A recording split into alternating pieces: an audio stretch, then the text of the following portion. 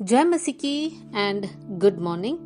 आज सुबह प्रभु का वचन आपके लिए प्रेरितों का किताब उसका 16वीं अध्याय और उसका 14 और 15वीं आयत, एक्ट्स चैप्टर 16 वर्स 14 एंड 15 मैं आपके लिए पढ़ना चाहती हूँ।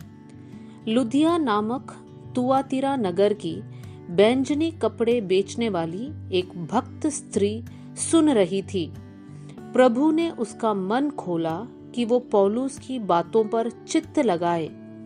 जब उसने अपने घराने समेत बपतिस्मा लिया तो उसने हमसे विनती की, यदि तुम मुझे प्रभु की विश्वासिनी समझते हो तो चलकर मेरे घर में रहो, और वो हमें मना कर ले गई।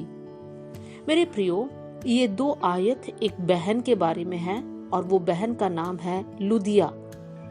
लुदिया जो है तुआतीरा नगर में रहती थी। वो एक बिजनेस वुमेन थी। उसके बारे में कहा गया है कि वो बैंजनी कपड़े बेचने वाली एक स्त्री थी। और जब पौलुस और पौलुस के साथिया वहां पर एक नदी के किनारे गए कि वहां पर बैठकर थोड़ी देर प्रार्थना करें, तो ये बहनों को देखा तो पौलुस वहां पर प्रभु का वचन बांटने लगा। और यहाँ पर इस आयत में हम इस प्रकार पढ़े कि परमेश्वर ने लुदिया का मन को खोला कि वो पौलुस की बातों पर चित्त लगाए। मेरे प्रियो, पौलुस सिखा रहे हैं, लुदिया ध्यान से सुन रही हैं। लुदिया क्यों ध्यान से सुन रही हैं? क्योंकि लिखा है कि परमेश्वर ने उसका मन को खोला। परमेश्वर ने लुदिया के जीवन में ऐसा कार्य किया ताकि उसके जीवन के द्वारा उसका परिवारजन भी बच जाए। उसके आगे की आयत में लिखा है, जब उसने अपने घराने समेत बपतिस्मा लिया। लेकिन नदी के किनारे वो और कुछ और बहनें थी। मतलब लुदिया अपने घर जाकर सुना हुआ वचन को दोबारा सुनाया, अपने परिवारजन भी विश्वास किया, फिर सब मिलकर बपतिस्मा लिया। अब बपतिस्मा के बाद वहां पर समाप्त नहीं होता है।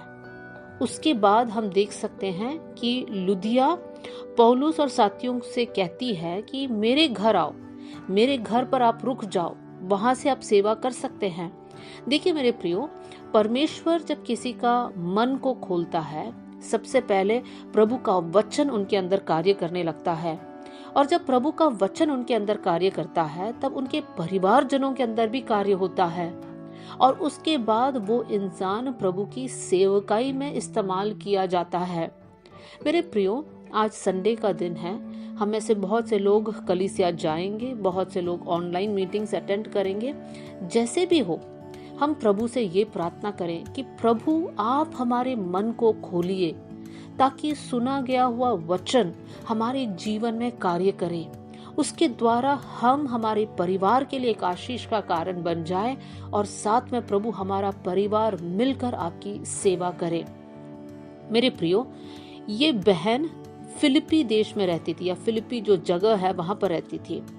और इस प्रकार माना जाता है कि फिलिपियों की पत्री जो लिखा गया है, वो पत्री एक कलीसिया के लिए लिखा गया है, और वो कलीसिया इस बहन के घर में मिलते थे। कितनी धन्य बात है। प्रभु जब किसी का मन खोलता है, कितनी बड़ी बड़ी बात परमेश्वर एक इंसान के द्वारा करता है। तो आज हम प्रभु के सामने अपने आप को दीन करेंगे, नम्र करेंगे, परमेश्वर से कहेंगे, प्रभु जब भी हम आपका वचन सुनते हैं, हमारे मन को खोलिए प्रभु जी, कि हम लोग उस पर चित्त लगाकर हम सुने, ध्यान से सुने।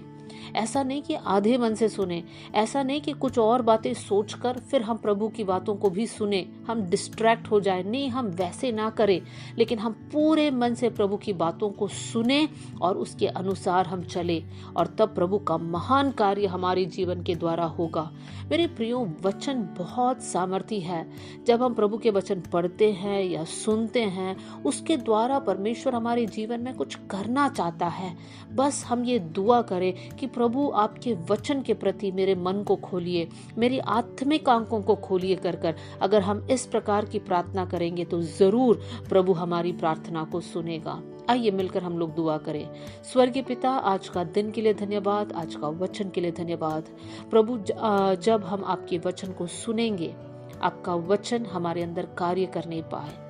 प्रभु जी, हमारी आत्मिक अंधापन को आप निकाल दीजिए, हमारे दिल की कठोरता को निकाल दीजिए और हमारे मन को कोमल बनाइए प्रभु, ताकि आपका वचन जो बीज है जब हमारे अंदर गिरता है प्रभु जी, वो 100 गुना फल लेकर आए और आपकी महिमा हमारे जीवन के द्वारा होने पाए।